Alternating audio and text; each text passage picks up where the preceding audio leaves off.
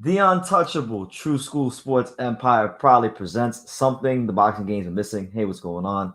It's your boy BT, and I came here to talk some boxing with the thousands of True School Sports subscribers. Now, finally, the excitement and all the fun that I've been having in San Antonio has subsided.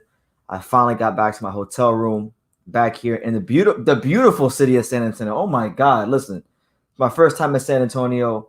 What a fucking city. Excuse my language, but what in the words of Conor McGregor, what a fucking city. It's an amazing place. I love San Antonio. Um, Shout out to everybody here. Before I even get into the live and talk about the fight and get into that all that good stuff. I wanted to just say and give a supreme and a massive shout out to Pops. And I guess Alex is on the live. I just shout out to Pops, really though. Shout out to my dad. He did a great job today. He was live for I don't know how many hours, and he deserves the utmost credit for how he handled today. So shout out to him. He was live for Chisora Usyk, and he was live for the Gervonta Davis versus Leo Santa Cruz fight as well. I want to acknowledge a super chat, from my main man L Dog. He said with a $50 super chat. He says MXBC. You damn right, the MXBC, the Mexican boxing community. You know, you shout out to L Dog, shout out to everyone, shout out to El Jefe. You know, El Jefe was the king of Oak Cliff, but now I'm the king of Oak Cliff. I'm pulling that pressure on El Jefe. I run Oak Cliff. I am Oak Cliff, Texas. But yeah, shout out to the MXBC, man. And shout out to Keenan KTV. I see you in the comments. Shout out to SSB28. So I figured I would use this live to not only just talk about the card, you know, go through each and every fight on the card, but I wanted to use this live to kind of give people an understanding of what the experience was like, because this was the first fight in boxing in the post-COVID era, and I was there to witness it. So it's definitely something to talk about. So we'll start with the card. Right? Let me see. Let me pull it back up because honestly, I'm so tired right now. I can't remember the whole card. You know. We'll start with maybe some of these fights that weren't even televised, because there was one fight that wasn't televised that I was excited for that did let me down in a pretty major way. There was a fight. I'm gonna work my way up. We'll get to the main event in a bit. Actually, no, fuck that. Let's just get to the main event and then we'll work our way down to the fights that people don't even care about. So let's talk about Gervonta Davis. Let's talk about Leo Santa Cruz. First of all, I gotta say, man, I didn't realize before I didn't realize before I went to this venue today that this was the Alamo Dome here in San Antonio. That was the same exact venue where Pernell Whitaker fought Julio Cesar Chavez. I didn't realize that arena that I was going to was that arena. So when I found that out on the way to the arena, I said to myself, you know what? I think Tank is gonna win this fight. But if we look at the history of boxing, if we look at the history of like big fights in Texas, San Antonio, you know, that involve a Mexican fighter, when a fighter who's normally American, when an American fighter and a Mexican fighter fight in Texas, like in San Antonio or Houston, and it's a close fight, the American fighter is not going to get a decision. So I was very, very worried for Tank, not in the sense that I thought he was going to lose this fight, but I was worried about him leaving this fight close enough for him to get screwed. I was a bit worried. I'd be lying to you if I said I wasn't. The arena tonight was amazing.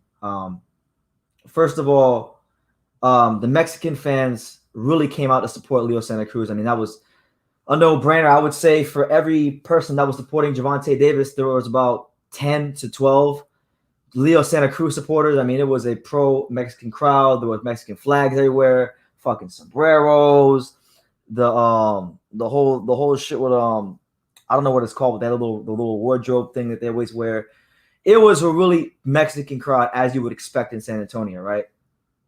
And I was going for Tank, you know. I was telling everybody in my section, I said, listen, ain't nobody fucking with the one.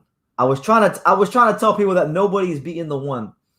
And you know, I got really excited about this fight when Tank made his entrance, because if you remember, Gervonta was making his entrance, with the great rapper Lil Uzi Vert. He was out there with Lil Uzi Vert.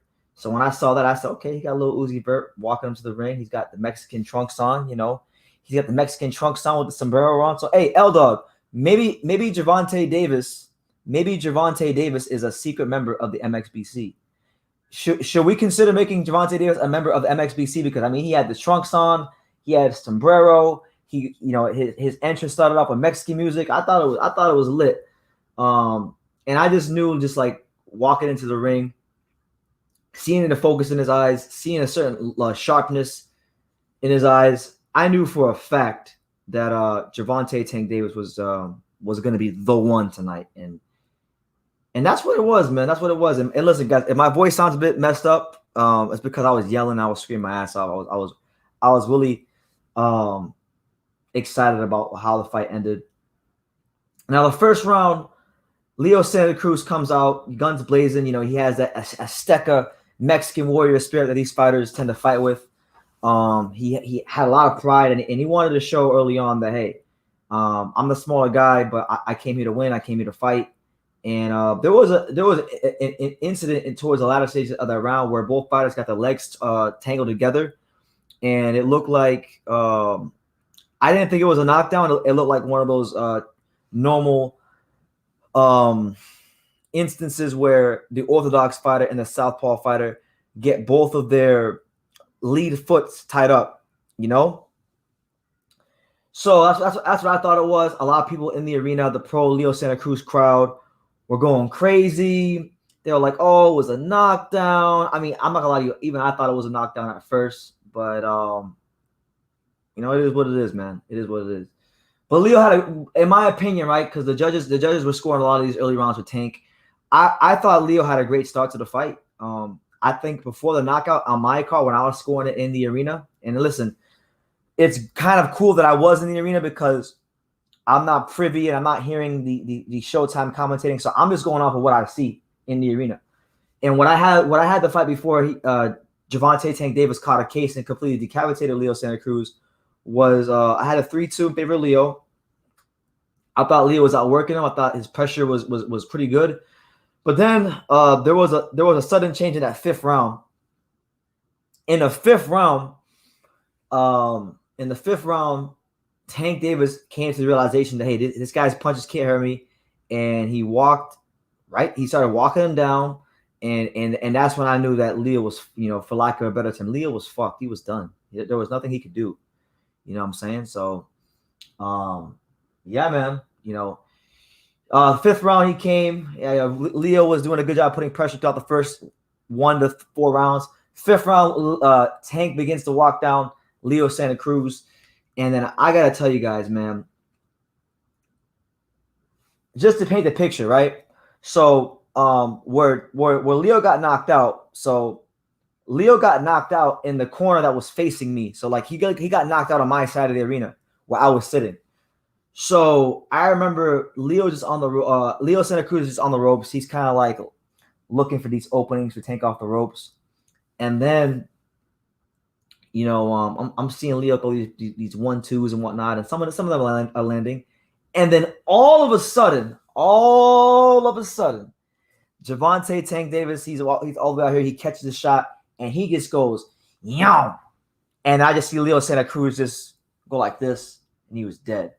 And I kid you not. So it was me. So I went to the fight tonight. I didn't go by myself. I went with my good friend, my main man Felipe, from Texas, from Dallas. My boy Felipe. I went with him. My boy Ramon. My man Pete. Shout out to Pete. And their Felipe's pops and Ramon's pops. I went with all of them, so I was in a group, and I was sitting next to my boy Ramon, and me and Ramon, we were like the only 2 people in our whole section that were going for Gervonta Davis. So when Tank hits him with this shot, he just goes, yo, and then me and him start going crazy, and then that's when I started filming my reaction video that you guys can now see on the channel. If you haven't seen my reaction after the knockout, that's that it's on the channel right now if you want to watch it. But all in all, what can we make of Gervonta Davis's performance against a smaller? Hold on. make sure I got my phone on me because I'm actually waiting for somebody to come here later. Yeah, I got one of my friends coming here coming here in about an hour or so. So I gotta make sure I got my phone on me. But what can we make? What can we make of the whole performance from Gervonta Davis? You know, was it a pay-per-view star-making performance? You know, it's very easy as a boxing fan, as a casual, as a hardcore boxing fan to say no, it wasn't because he's got to beat this guy and he's got to beat that guy. But let's remove ourselves from this little bubble of the YouTube boxing community for a second, and let's just look at this through the eyes of a casual fan. So you got this guy Gervonta Davis, who's fighting a big name in Mexican boxing, a big name Mexican fighter, in Leo Santa Cruz, and he knocks him the fuck out on pay-per-view in the Alamo Dome. I think it was a statement, and you know what? I think this fight, whether you want to say it was a cherry pick or not, I think this fight is going to do a lot for the profile and the popularity of Tank Davis because of the Mexican element of it, because of the fact that now that knockout, I don't care what y'all say, that knockout, I haven't even been on social media yet because after the fight, I came back here, I dropped off my stuff, I dropped that video, and then I went out to eat down by the Riverwalk here in San Antonio. But literally, I haven't even gone on social media yet, but I know that when I go on social media, that knockout is going to be everywhere. That knockout is going to be everywhere. This was for Gervonta Davis from the casual fan perspective. This was a breakthrough fight for him, because even if they didn't buy the pay-per-view, people are going to see that knockout. That's going to be on ESPN. That's going to be on SportsCenter. That's going to be on all over Instagram, all over Facebook, and people who didn't know Gervonta Tank Davis are going to want to know who he is now. And whether you like it or not, you may not agree with who he fought and call it a cherry pick, but that is actually a not just a win for Gervonta Tank Davis, but it is a win for boxing because the more stars that there are in boxing, the bigger these fights are, the better it is for the sport. So, you know, overall, I think tonight was a great night for boxing. It was a great night for Gervonta Tank Davis. It was a great night for Mayweather Promotions. It was a great night for boxing here in San Antonio and in Texas in general. It was a great night for boxing fans all over the world. And I really appreciate everybody who came and supported my pops tonight. Like, my pops did a hell of a job holding down the lives today because, you know, you guys will understand. Normally when I'm live with my pops, I take the pressure off of him and I don't really allow him to do much on the lives because I want him to be as comfortable as possible when I'm with him. But today he had to step a bit outside of his comfort zone and he did it with flying colors. So just the utmost respect goes out to pops. What's next for Gervonta Tank Davis? Let's go with that. So there was a lot of people, you know, after the fight, they asked him what does he want to do because now he's got a belt at 130 and 135, even though the 135 title is a secondary title. He said he wants to defend both titles, so he's gonna fluctuate between both weight classes, look for the biggest paydays, look for the biggest, you know, opportunities for himself, and he's got options, man. You know, before this fight happened, you had Ryan Garcia saying that once he beats what's his name, Santa Cruz, that him and Tank Davis could fight. Ryan Garcia and Tank Davis could fight. But honestly, after what Gervonta Davis just did to Leo Santa Cruz, I have a strange feeling. I have a strange feeling that Ryan Garcia is changing his motherfucking mind. Okay, he's changing his motherfucking mind because if he fight, I like Ryan Garcia, God bless him, but he fights Tank Davis, he gonna get put on the stretcher. He gonna get the Leo Santa Cruz treatment.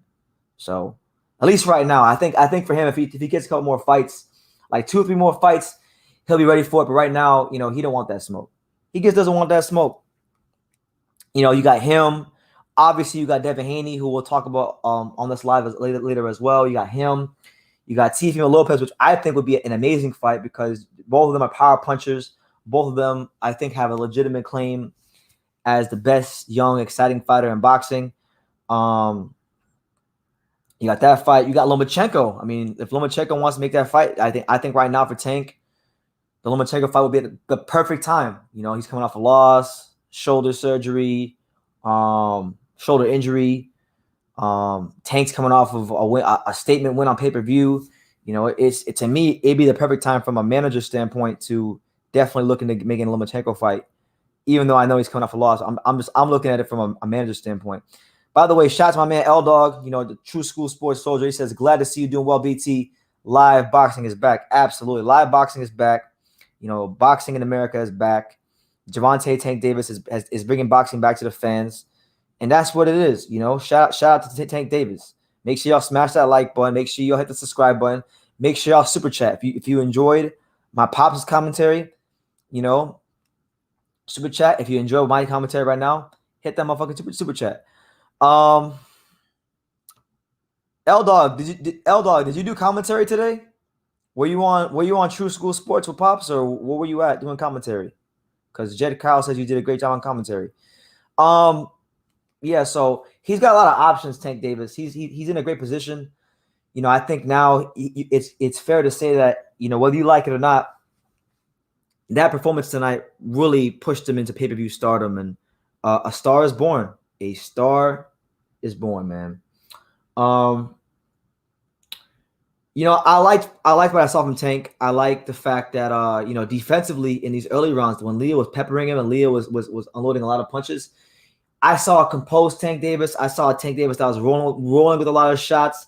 I saw a Gervonta Tank Davis that was really just in control of the not of who he was in that ring, and he showed composure, he showed mental fortitude, and he showed the ability to, land that killer shot and be dangerous for the whole fight.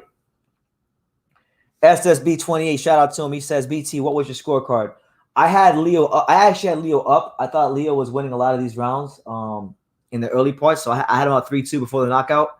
I just think with the work rate, with him kind of in his own way early in the fight, he was neutralizing Tank. Tank's punch output wasn't very high. Even in the rounds where he knocked out Leo, his punch output wasn't as high as I would have expected. I was looking for Tank to throw those 3-4 punch combinations, and I didn't really see too many of them tonight. So because of that, and because of the fact that, some of these punches were landing, I gave Leo the three of the first 5 rounds before the knockout. You know what I'm saying? But I wanted to kind of run through if you guys have questions or comments about the Leo Tank fight, I'm definitely going to get to them at some point. But I wanted to run through the rest of the card because there were some other really good fights in this card that I think deserve some recognition. So we'll start off with what was my favorite fight on this undercard. Hold on 1 second, guys. Hold on. I need some water. Hold on. My freaking throat is dry, but I'm gonna keep talking. So we had a fight with we had Mario Barrios versus the Cowboy Ryan Carl. And I was in the crowd, right? And Mario Barrios. Let me sit down. Mario Barrios, he's a San Antonio kid. Mario Barrios is a San Antonio kid. Hold on. Let's get some good lighting going on here. Mario Barrios is a San Antonio kid. He's a local guy. Crowd favorite. The men want to be him. The men want to be Mario Barrios in San Antonio, and the women wanted to sleep with Mario Barrios in San Antonio. He was getting a lot of love from the crowd. There was a good amount of attractive Mexican women in my section, and they were all going crazy for Mario Barrios. He's like a I live in South Florida, so Mario Barrios ain't too big where I'm from. Nobody gives a fuck about Mario Barrios in South Florida, but in San Antonio, oh my God, this guy's the man. So he fought a guy that I'm a big fan of in Cowboy Ryan Carl, and it was a hell of a fight. This guy Ryan Carl, I've watched him a lot through the years. I've seen him in there with a lot of tough Mexican fighters like Jose Quesada, like Eddie Ramirez, and I've seen him do more than just hold his own. He's proven to be a better fighter than his, I think it was 18-2 coming in, than his 18-2 record would indicate. So it was a good fight. Ryan Carl brought the pressure. He was someone that was very game as always, and I think this was definitely the toughest fight of Mario Barrios' career to date. He took Mario Barrios to some deep places, and he brought out the best in Mario Barrios. Mario Barrios had to pressure him. Mario Barrios had to place these shots properly. Mario Barrios had so it was a hell of a fight. Like, I think Mario Barrios was very fortunate that Ryan Carl had that nasty gash in the middle of his head, because before that happened, Ryan Carl was very much in the fight. And even before the knockout, right? Ryan Carl he fought to the very end. I mean, Ryan Carl, I have so much respect for his career. I have so much respect for the way he's came up in boxing, because Ryan Carl has fought on all comers, and he's been put in there tough. And he was in there tough again tonight, and he fought to the very end. But unfortunately, Barrios was just a little bit too good for him. And there's no listen. I have so much respect for fighters like Ryan Carl that go through it, that fight the best fighters, because these guys could take these guys don't get the luxury of taking the easy way out. They got to really earn things the hard way. So Ryan Carl tonight, he was put in there tough, co-main event, pay-per-view, biggest stage he's ever fought on, and he more than held his own. But Mario Barrios, he showed that he can withstand pressure. He can deliver pressure, and he showed that he has that extra bit of quality to finish off a guy like Ryan Carl, because Ryan Carl is not an easy guy to get out of there. Ryan Carl is not someone that you can just fold up like a blue steel chair at the drop of a hat. To stop a guy like Ryan Carl, you got to show that extra bit of quality, and that's what Mario Barrios did tonight. So shout out to Mario Barrios. The utmost respect goes to Mario Barrios. He's at 140. God bless him. I don't think Mario Barrios can beat like Josh Taylor. I don't think he could beat. I think he would stylistically match up very well with Jose Ramirez, though. He ain't beating no fucking Josh Taylor, but he can beat a Jose Ramirez. That'd be a big fight. If they wanted to make Mario Barrios versus, like me and my boy Felipe, we were talking about this in our seats. If they made Mario Barrios versus what's his name? Mario Barrios versus Jose Ramirez at the Alamo Dome. Oh my God. The scenes that it would create here in the beautiful city of San Antonio, Texas would be absolutely unbelievable. And I got to say this is my first time in San Antonio, and it damn sure be my last. This is an amazing city. I love this city. It's one of my favorite cities in America. I've only been here for one night, and I love it. It's a hell of a place. Shout out to my main man, Shanton Dostin with the $2 super chat. He says, "What's up, BT? What's up, champ? How you living? How's everybody doing, man? I hope everybody out there in the world is in good health and good spirits, and I hope everybody enjoyed a marvelous day of boxing. I know I did at the fights and watching it on my computer as well before I went to the fights. Make sure y'all smash that like button. Give me your thoughts down below on this fight, the other fights, all that stuff. I'm sitting here right now in my hotel. I'm waiting for one of my friends to come pull up. So I'm passing time. I'm passing time right now, and I'm getting my thoughts on the card while I'm passing time. But shout out to him. Shout out to my main man, Bruce Vane. Everybody goes to Bruce Vane, good guy, good channel. Some people say they don't like Bruce Vane. They say Bruce Vane is this, Bruce Vane is that. But I fucks with Bruce Vane because Bruce Vane has always showed love in the comments before he had a channel, and he still maintained that same energy. So I love Bruce Vane. He says, Inouye is special, and Santa Cruz was a cherry pick, got weight bullied by Tank. Inouye is special. I did get a chance because we had the fight on the phone.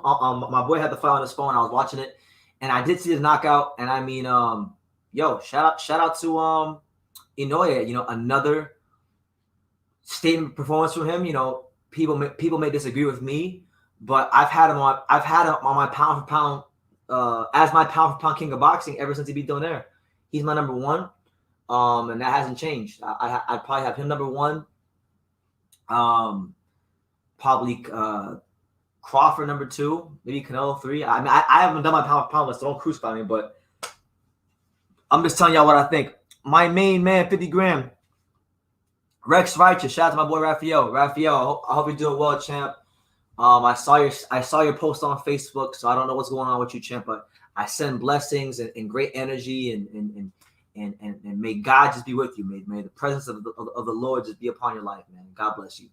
I hope you're good, bro. We got shout out to my man in Denton, Texas in the building. 59 popping. Shout out to you, champ.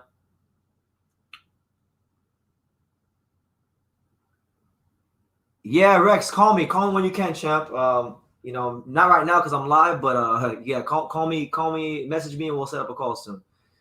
But yeah, man, just Ryan Carl Barrios is a good fight, but I think Barrios, he's good. He's gonna be entertaining. But I would say keep that man away from Josh Taylor and keep them away from Teofimo Lopez when he comes up, because he getting folded up. Mario Barrios is too hittable, too wide open. He's got heart. He can fight. I like him. I think he's good for boxing. I think he's good for the local fight fans here in San Antonio. I got a chance to see how popular he is here in San Antonio. So I think he's going to be a good draw. The more he wins, the better it'll be for his career, in boxing in San Antonio. But just overall, that was probably my favorite fight on the undercard.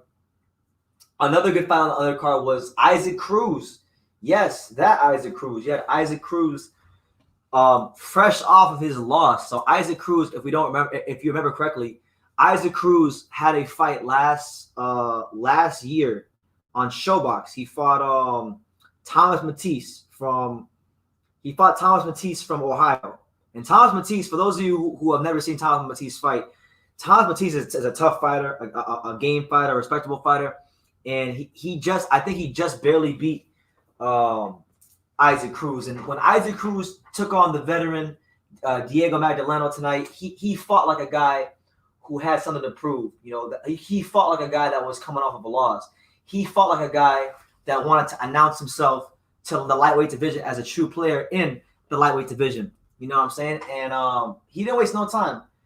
Diego Magdaleno gave him a chance to tee off all these punches and land all these shots, and he got what he did. Diego Magdaleno got exactly what he deserved. He got his ass folded up like a blue steel chair, like The Rock, like Chris Jericho, like all the great wrestlers of yesteryear. He got killed.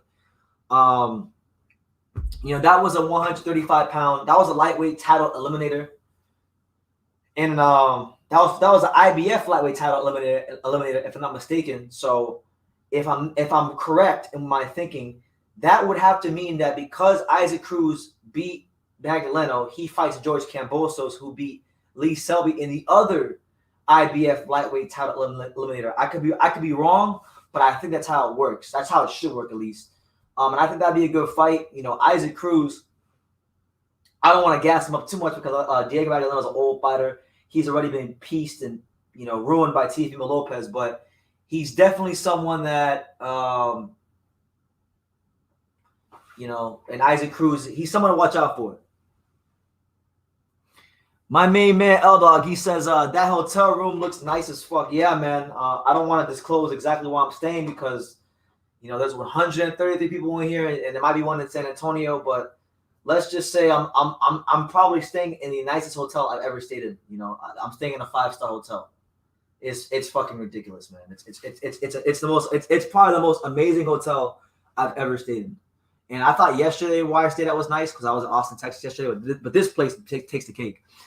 Shout out to my man Mark Ambrose. He says, yo, Leo has never been knocked out. Max Kellerman said that this couldn't happen. Damn, Max. So hey, Max Kellerman said it could happen, but do you know who told you that it was gonna happen? I told you it was gonna happen. I told everybody that would listen. I told anybody who tuned into the channel who asked for my prediction. I said that Gervonta Davis is gonna go back to being the one in this fight. He's gonna fucking kill Gervonta. What's his name? Leo Santa Cruz. And that's exactly what happened. I thought that man was dead ringside. I thought he was done. And yeah, Shanton, you be safe, man. Yeah, like it was absolutely insane. Like just being there and seeing freaking Leo Santa Cruz just sprawl out on the canvas like that. It was something special to watch. And listen, people can say this is a cherry pick all they want, but Leo came to fight tonight. I give Leo credit. He far exceeded my expectations of what he was going to do tonight. And on top of that, it cannot be unless you were actually in the arena, and I was in the arena, it cannot be talked about enough about how hard it is as a non-Mexican fighter to come to somewhere like San Antonio, Texas. Okay, a great fight town. I love San Antonio. It's a great city. But it's a great fight town. But if you look at the history of boxing in San Antonio and Texas in general, American fighters and opposing fighters that come to Texas, they don't get close decisions, and they fight in front of hostile pro-Mexican crowds. And that's what Tank Davis had to deal with tonight for the first time in his career, with the added pressure of being on pay-per-view. And he passed it with flying colors. And I think that can't be under – I don't think that will be given its proper just due by boxing fans at large, but it should be given its proper due by boxing fans at large, because it's not easy to do. It's not easy to do. It is not easy. I don't care if you tell me it's a cherry pick. It's not easy to go in there against a guy like Leo Santa Cruz, who throws a lot of punches, who's never been stopped, who's a 4-division champion, and you're on the road, and the crowd is 90% Mexican fans. It's tough. It's really tough. You know what I'm saying? No, I'm not reaching. I'm not reaching, man. Like, it was a cherry pick. We knew that. Like, we knew that Gervonta Tank Davis was not fighting a full-fledged 130-pounder or 135-pounder. I get that. So I'm not really getting gassed on the win per se. I'm getting more gassed on the context of the win. Like, he's in San Antonio, Texas, a predominantly Mexican fight town. He's fighting a very popular Mexican in a predominantly Mexican fight town. All Leo, listen, for Leo to win this fight, for Leo Santa Cruz to have won this fight, if he would have continued doing what he was doing, I'm telling you, I mean, I think Tank was up on all the cards, but it's not unrealistic to believe that Tank Davis or that Leo Santa Cruz could have potentially got a good decision or got a close decision, But it is what it is. I want to switch this live. I want to switch to the topic of this live. Let me see. What are the fights was? Oh shit, Regis Prograis. Yes, Regis Prograis. Let's talk about Rougarou, because Regis Prograis deserves some love. So Regis Prograis, Regis Prograis, he had a big fight tonight against Juan Heraldez, and Juan Heraldez, good, solid fighter. Good, solid technical fighter. Undefeated, had nothing to lose. He's fighting a Regis Prograis who has been inactive like everybody else in boxing. He's fighting a Regis Prograis that was coming off that loss to Josh Taylor, and he was fighting a Regis Prograis who had something to prove. And Regis Prograis fought exactly like something to prove. He fought like a guy that is looking to make statements, looking to get back into title contention quickly and swiftly. And I like what I saw from Rougarou. I'm not going to sit here and act like I'm surprised that he beat Juan Heraldez the way he did, because I'm not. I thought he was going to beat Juan Heraldez in pretty decisive fashion. But sometimes you just never know on fight night. Sometimes you don't know on fight night if a fighter is going to perform under the lights. He did against undefeated fighter. And he didn't really show, in my opinion, just from what I saw and just from studying Rougarou, I didn't really see anything different in his boxing style than I'm accustomed to. I saw the same guy that I saw when he fought Kyle Relic. I saw the same guy that I saw when he fought Taylor and all these guys. He's a good technical southpaw boxer with above average athleticism and really good physical strength. And when he touches you, he hurts you. And when he hurts you, normally he finishes you. And that's what happened in this fight. So all I can do is put respect on Prograis' name. I'm happy that he's back in the win column. I want to see him get back to, challenging for titles and things like that, because he's a great fighter for boxing. He's a great fighter for the city of New Orleans and Louisiana, and he's helping to grow the sport there and being a great example for that community over there. So, I had a chance to meet him a couple months ago, and he's a hell of a person. So happy for Regis, happy that he's definitely back in the win column. You had that fight. And then the other fight that wasn't even televised that I was excited for was Michel Rivera versus Ladarius Miller. Now, I'll be honest with you. Michel Rivera is a Dominican fighter, a good, young, promising Dominican prospect at 135. Michel Rivera is someone that I think has potential to be a dark horse in the division at lightweight, but he's got some serious maturing and improving to do. And he fought Ladarius Memphis Miller tonight. Ladarius Memphis Miller, I might add, that was a sparring partner pretty much. And I'm very disappointed. I mean, he won, and good for Michel Rivera. I'm happy for him. He's my friend. I'm glad South Florida stand up because he trained in South Florida. But I'm disappointed that he didn't show the extra bit of quality in this fight against a light punching, pillow fisted Ladarius Miller. Because Miller was in sparring partner mode, and the fact that he couldn't get out of there was a negative for me. But cheers to Michelle Rivera. I'm happy he's in the win column. Hopefully, he can continue to build off that win and the Fidel Maldonado went back in early in the year, and that's what it is, man. Shout out to all 133 of you here. Make sure you smash that like button, hit the subscribe button. I wore this shirt to the fight tonight. Now I want to give a shout out to this shirt. I wore this shirt to the fight tonight. This shirt I'm wearing is Bay to Bay Boxing. It's a boxing gym in my hometown in South Florida, in Hollywood. Shout out to my man Jeff Ports. It's a great gym with great people. So I was showing the South Florida boxing community love. I didn't even wear the True School sports shirt. I mean, I got the True School hoodie under it, but I was going with the Bay to Bay Boxing shirt. Shout out to my main man Jalen Thompson. He says hit the like button.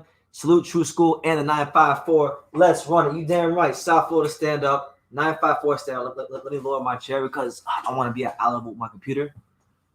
Shout out to everyone that was here. Let's see, my friend still hasn't hit me up, so we're gonna keep the show rolling. Let's get some comments because I see quite a lot of comments. And shout out to my boy Cash Cow. Cash Cow is always showing love to the channel. I got much respect for my man Cash Cow. We got my Stay Woke says Crawford versus Brook, Haney versus Gamboa, Ryan versus Campbell, Spence versus Danny. Who will get an upset? L. True School. Fuck. That's a good question. I'm going to say if I had to pick, I would go with Terence. Believe it or not, I would go with Terence Crawford. And I'm going to tell you why. Luke Campbell does not win step-up fights ever. So, and that's not changing against Ryan Garcia. Ryan Garcia going to beat his ass. And people are forgetting that. People always talk about Luke Campbell's length and reach and his range. But what they fail to realize is Ryan Garcia is 5'10" at lightweight. So, that length and that reach and that range isn't as big of a factor against Ryan Garcia as it is for other fighters, hold on. Oh shit, okay.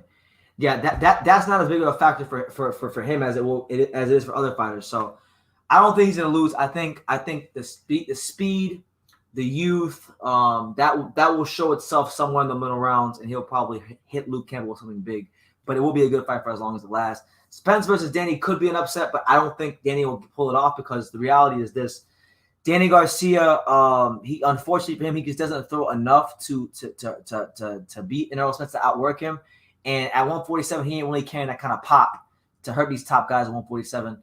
And on top of that, when you factor in how long Danny's been fighting at top level, he may not be old in terms of his age, but he's old in terms of his boxing age. So I think Danny will just be a step too slow for Spence. So which leads me and Gamboa versus Haney. I mean, please. They shouldn't even sanction that fight. That fight is a joke, and we're gonna get to Devin Haney later on in the show because I like Devin Haney. I'm hoping to interview him.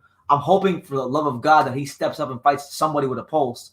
But that fight should not even be sanctioned by the Florida State Commission. That's how bad I think that matchup is. And then you got which leads me to Crawford versus Brook. Now, Terence Crawford is the pound for pound best fighter in boxing in the eyes of many, and rightfully so. This is a guy that won a world title at 135. This is a guy that was undisputed at 140, and now he's world champion at 147. He's top of the top, the creme de la creme, the best of the best. And there's no reason that anybody should think that Kell Brook's going to beat him. But let's not forget who Kell Brook is. And let's just try to be objective here for a second. Kell Brook has not fought at welterweight for 3 years, which people might say is a bad thing. But in his case, I think it could wind up being a good thing because, first of all, his issue at welterweight, when he was regularly fighting, like before the whole Spence, GGG thing, when he was regularly fighting there, he was always a big welterweight. Even when he won the title against Porter, he was always a big welterweight, and weight was never an issue.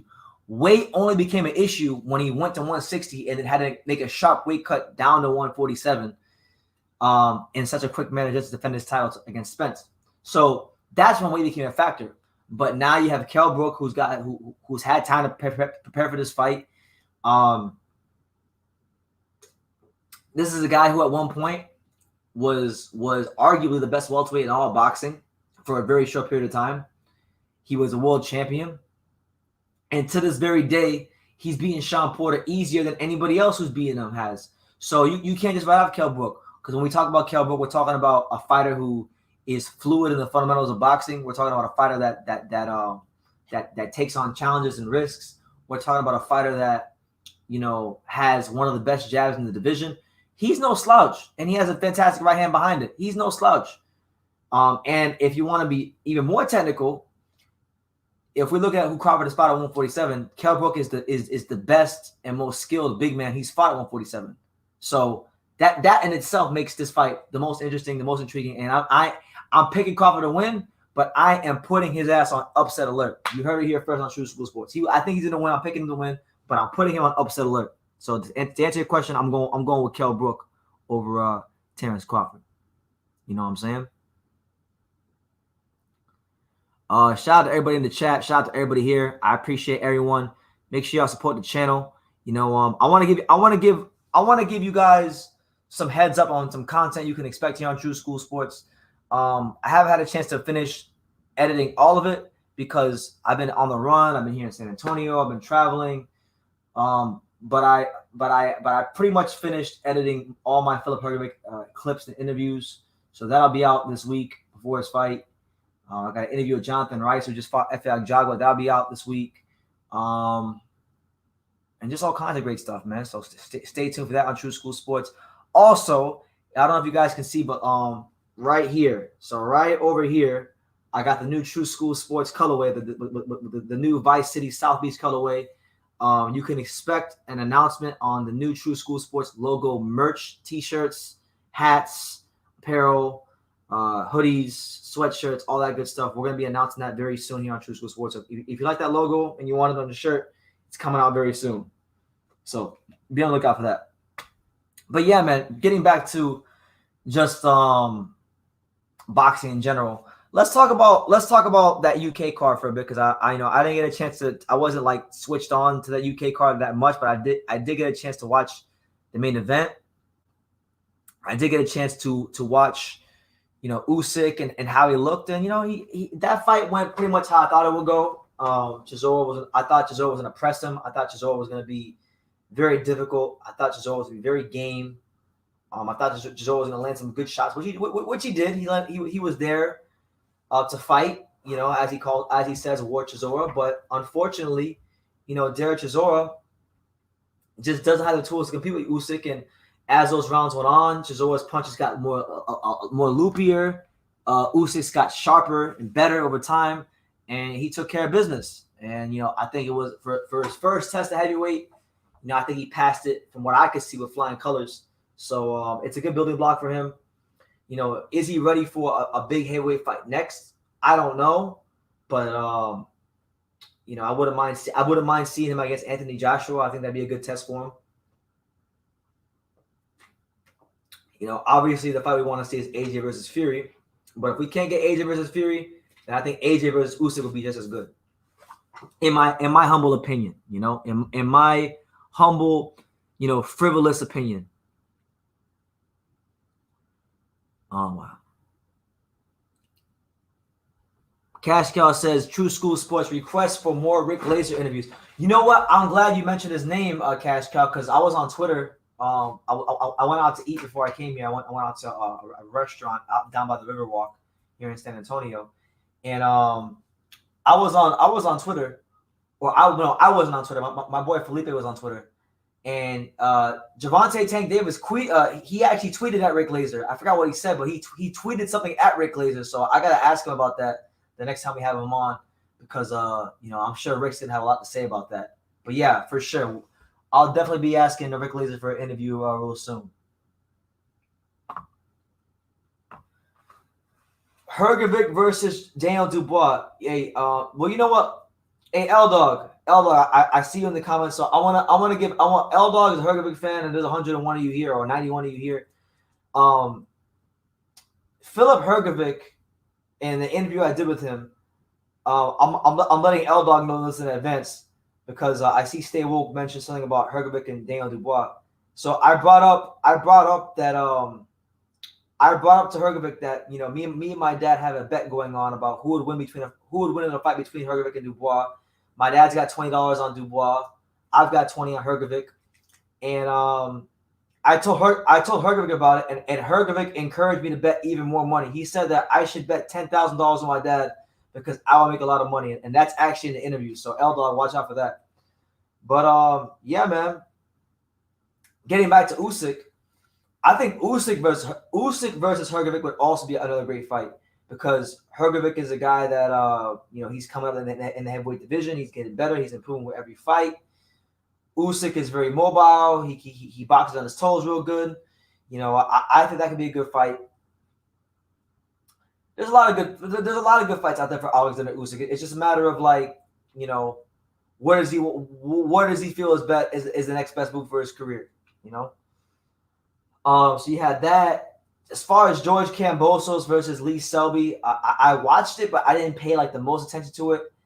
The moments of it that I watched, George Kambosos didn't look that special to me, but I have to go back and watch the fight again to have a more accurate assessment. But I didn't really see anything from George Kambosos that blew me away when I was watching him. And I didn't really see anything in his style that leads me to believe he can be the guy like Teofimo Lopez. And I'm not even sure I would favor him against Isaac Cruz if they fought. Just being honest. What else was there? There was Inoue versus Maloney. So again, I didn't watch Inoue versus Maloney at all. I saw the result. I saw the highlight, and Inoue and Maloney. Maloney was a good fighter. Durable. Game, came to fight, full-fledged 118 pounder. So that's obviously a plus for Inoue because of the win that he got. Inoue did what he had to do. He folded him up like a blue steel chair. There's other fights out there for Inoue. Obviously, the fight that many boxing fans are clamoring for is a unification fight with the WBO champion, Jean-Rio Casimiro. And I love that fight. That was supposed to come off and happen before COVID, and COVID kind of ruined it. So, unfortunately, it didn't come about. But, as far as them fight, I'd still love to see that fight. If they can't fight and Inoue is still looking for opponents, I would like to see Rigondeaux versus Inoue. I know people will say Rigondeaux is old, he's this, he's that, but I just saw Rigondeaux train in person, and I still want to see him fight Inoue. I think that'd be a good fight. He's got power, he's got speed, he's got good footwork. Make it happen. Troy Graham, my main man, Troy Graham, and yes, Troy, I did get your email. I didn't respond to it because I was at the fight, and right now, you guys are blessed, and I'm blessed myself that I even have the energy to do this live. So thank you, all 80 of you that are here. But I say that to say that Troy, I got your email. I'm gonna read it again while I'm here, so I can just answer it while I'm talking to you. Okay, yeah. I'm gonna call you soon, Troy. I got your number here. I'm gonna check out the comic book company, and I'm gonna see what they're all about. Yeah. Going back to Tank Davis for a second. Actually, hold on. We'll get to Tank in a second. I know I'm everywhere, but let's talk about Devin Haney. Let's talk about Devin Haney because listen, for those of you who really follow me and who watch a lot of videos on YouTube, you may or may not know that I went on a live stream recently. I went on H Money, Mr. DAZN stream. Shout out to H Money, Mr. DAZN. Go subscribe to H Money, Mr. DAZN, because even though people have negative things to say about H Money, I like H Money. He's cool with me, so I fuck with him. I like him. I wanted this live because H Money is a massive Devin Haney fan. He's a massive Devin Haney supporter. His lives are literally called the Real Devin Haney Podcast. So I went on the Real Devin Haney Podcast because he was talking a lot about Teofimo Lopez and how he's ducking Devin Haney, and I didn't like that. So we went and we talked, and I gotta be honest, man. When you look at the lightweight division right now, right? You got Teofimo Lopez, who's clearly sitting at the top by himself. He beat Lomachenko, undisputed champion, the top of the top, the best of the best, the creme de la creme. He's the man right now. So you got him. You got Lomachenko, who's still in the mix. Whether you want to discredit him or not, he's still one of those top guys. You got him as well. You know, these two guys fought each other in the biggest fight of the year thus far, between the pair of them, Lopez Lomachenko. Then you got Ryan Garcia, the kid that everybody likes to discredit, the kid that everybody likes to slag off and say he's no good, he's trash. You know, he's not fighting nobody. He's an Instagram thought. He's an Instagram model, but he's fighting Luke Campbell, a tested, tried and true former world title challenger, gold medalist. You know, a guy that's respectable, a true step-up fight. You know, you got George Kambosos fighting Lee Selby, which wasn't a bad fight. You got Michelle Rivera stepping up to Ladarius Miller, who wasn't a bad fight. You know, the other people in lightweight across the division are all having step-up fights. And Devin Haney, like, whether you want to say it's his fault or it isn't his fault, he has not had that step-up fight.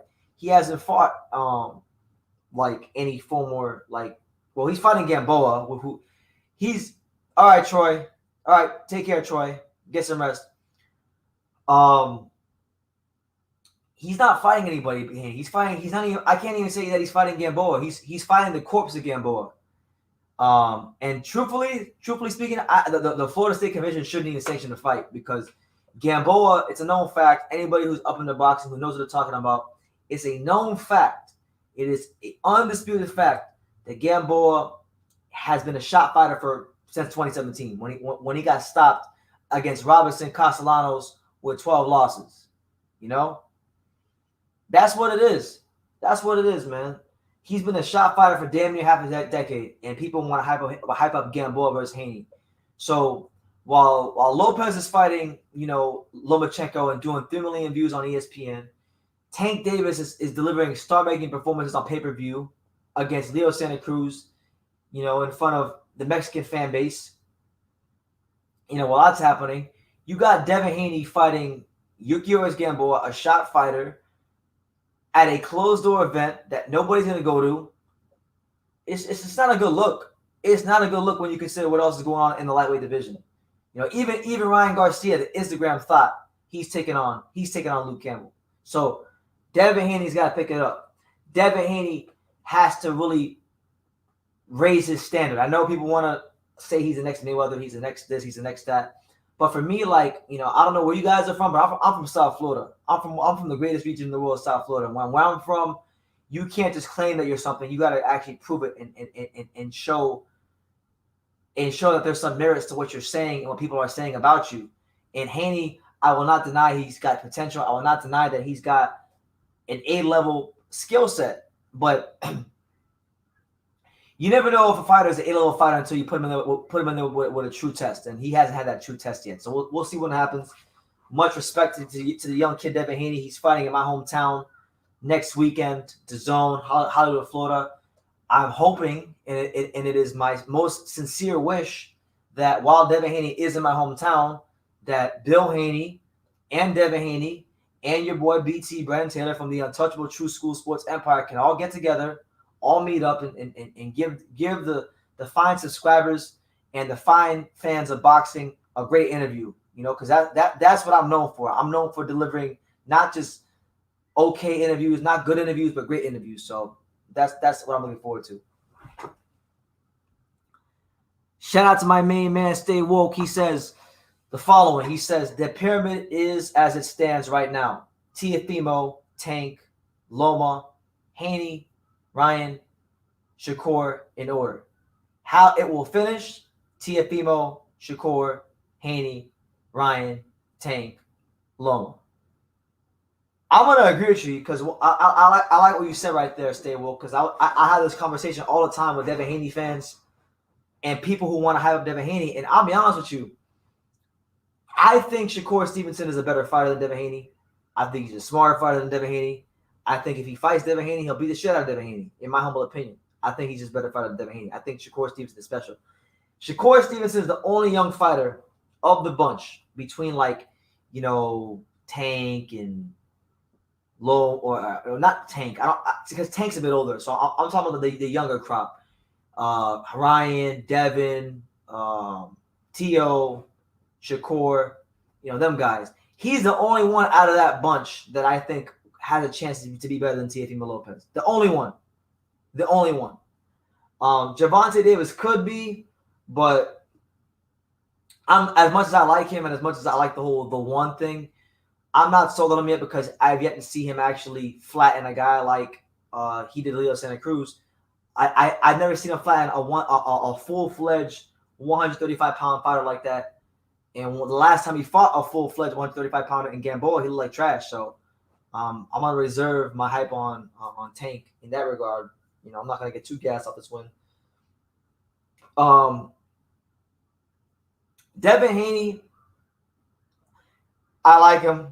I think he's fantastic. I think he's a good fighter.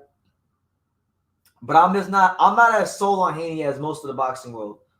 Most of the boxing world wants to give Haney accolades that he has not yet earned. Like, no disrespect to the young brother Haney. People want to give him accolades that he has not yet earned.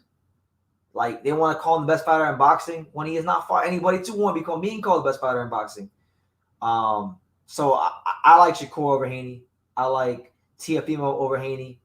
And if Gervonta Davis can keep himself as the one, I like him over Haney as well. That's my opinion. Because Devin Haney's got a great blend of boxing skills and he's got respectable power, but I just think, like, for example, when Haney fights a guy like Teofimo Lopez, that's going to be a guy that he's going to need to hit and get his respect. And I'm not convinced that at like 140, if they fight at 140 or even 135, that Devin Haney can get Teofimo's respect. I'm not sold on that. But that's just my opinion. At the end of the day, you have your opinion, I have mine, but it is what it is. And keep in mind, Shakur Stevenson, out of that whole bunch, he might have the most boring style. I think out of that whole bunch of Haney, Ryan, Shakur Stevenson has the most boring style. He has like the most amateur style out of all of them. But if in terms of the techniques and the fundamentals of boxing, none of these guys in terms of fundamentals, balance, punch technique, all that stuff, none of these guys are fucking with Shakur Stevenson. They're not. They really aren't. So that's what it is. But yeah, man. It's a beautiful night here in San Antonio.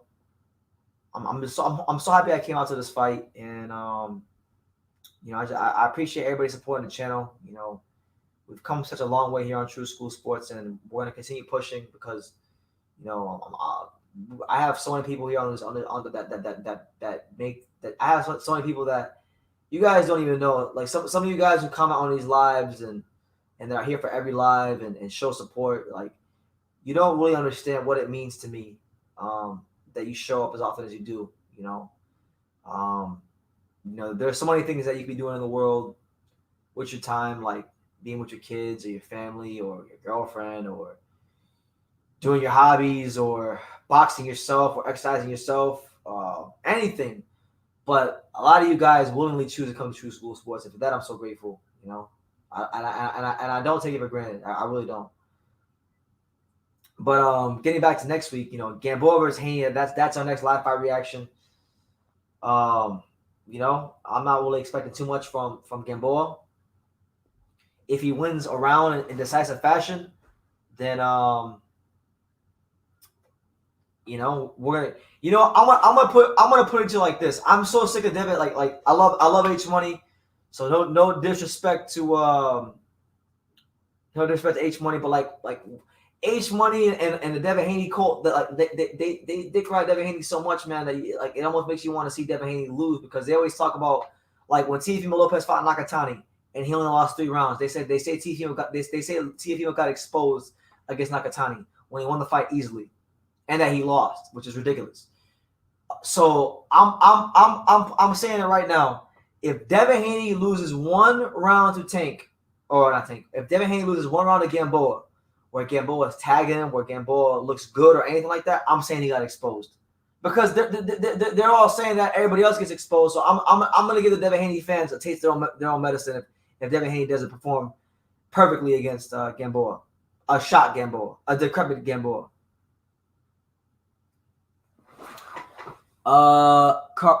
Caribou Burianato says he asks, "What's your favorite boxing club in San Antonio?" I wish I had an answer for. I wish I had a legitimate answer for that question.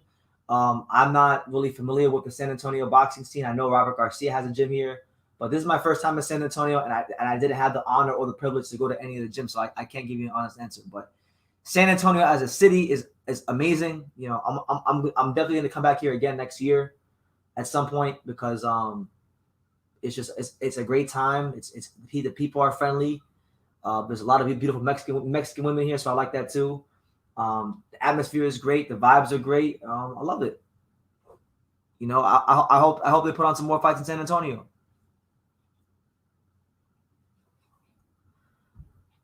You see, we got NYC says Devin will get Tank's respect. I know that. As far as Devin beating Lopez, not right now. And as far as Devin beating Shakur, it's a 50-50 fight. I don't think Devin is beating Teofimo Lopez ever at any point, in my opinion. Devin is a great boxer. Devin is going to mature into something special. But Teofimo Lopez himself is something very special in his own right. And I feel like Devin Haney, he's going to get caught. He's going to get hurt.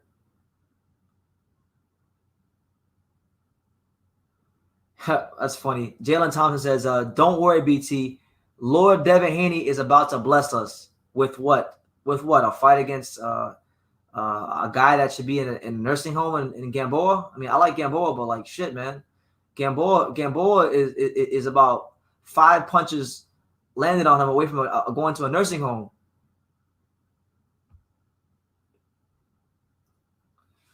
I'm telling you right now, if Devin Haney loses 1 or more rounds in decisive fashion to Gamboa, I'm saying he got exposed. I'm telling you right now what I'm going to do before I do it. Because Devin Haney, his fan base on YouTube, like, Devin Haney himself is a very nice kid. He is a very nice person. He's a very nice just human being. And I wish him nothing but success. But his fans make me not like him. Not because of him, not because of anything he's doing. It's just his fans. You know, like I was on H Money stream, and H Money was trying to rationalize to me that, oh, you know, Devin the Dream Haney is the best fighter in the world.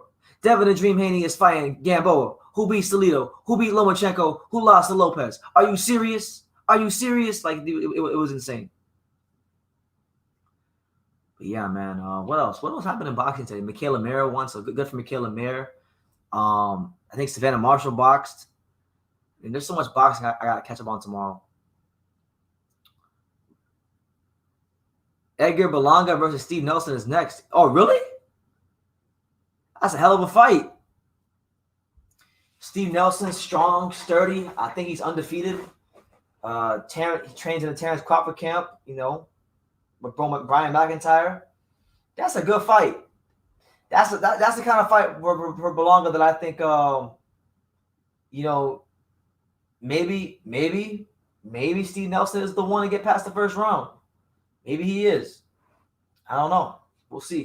But that's a good fight, though. I like that fight for Balanga. You know, I was here in San Antonio today, right? And I was sitting in the Alamo Dome, and I was thinking about Canelo.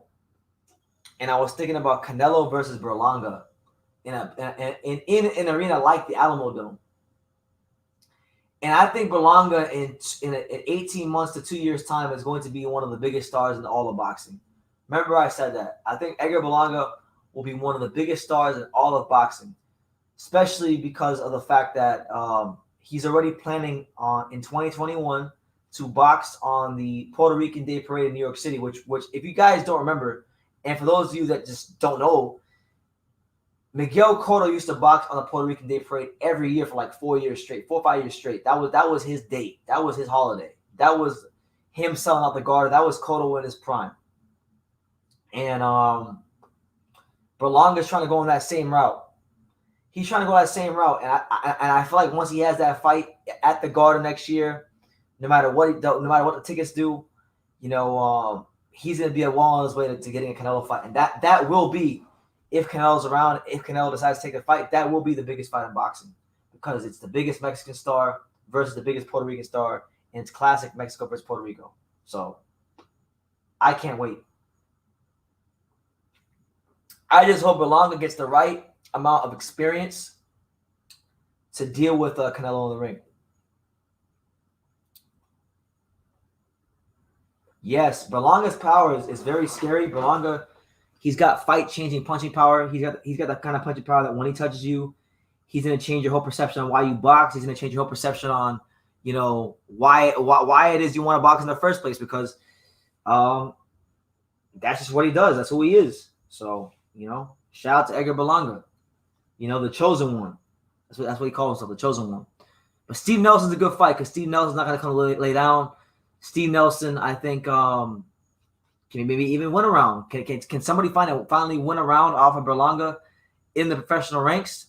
I mean, it is what it is. I'm looking forward to seeing him finally go 4 or 5 rounds. Hopefully that's the fight to do it. But listen, guys, I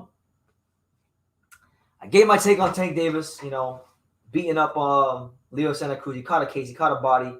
Shout out to the one. He is back, and he's better than ever. I'm really just happy for him, and I'm happy for boxing. I'm happy for what that fight is going to potentially do for boxing in the days to come. But I'm going to get off the live real soon. But before I get off, let me just give you guys some things to look out for on the channel this week coming up. Be on the lookout for my Filip Hrgovic exclusive interview. I got a chance to sit down with a Croatian boxing prospect and talk about a lot of things. So look out for that. I got an interview with Jonathan Rice, who just fought Efraim Jagba. You know, look out for that. I got footage of Guillermo Rickendale and Hrgovic training. Look out for that. I got we got the live fight reaction for Devin Haney versus Gamboa next weekend, so be on the lookout for that. And then we have the new True School Sports Vice City South Beach merch dropping. I don't know when, maybe next week, but sometime before the end of November. So. A lot of great things happening here on the channel. A lot of great things happening in the world of boxing. We're definitely going to be going live one more time before I leave Texas. I leave Texas on Monday, so I might go live tomorrow, or I might go live probably tomorrow. I'll probably go live tomorrow at some point in the nighttime, and that's what it'll be. So you guys take care of yourselves. God bless everybody out there in the world. Hope you guys enjoyed a wonderful day of boxing. Thank you for you guys who tuned in. It's not just my live here now with me, but both lives that Pops did, because Pops did an exceptional job holding it down for True School Sports and the untouchable True School Sports empire. And yeah, man, just all the support is welcome. All the support is appreciated. Every last one of you is appreciated. And with that being said, I'm gonna get out of here. I'm really tired, as you guys can see. I don't know if you guys can hear my voice, but like I say in every single one of these videos, you can love me or you can hate me, but I'm just giving Daniel. So until next time, take care, guys.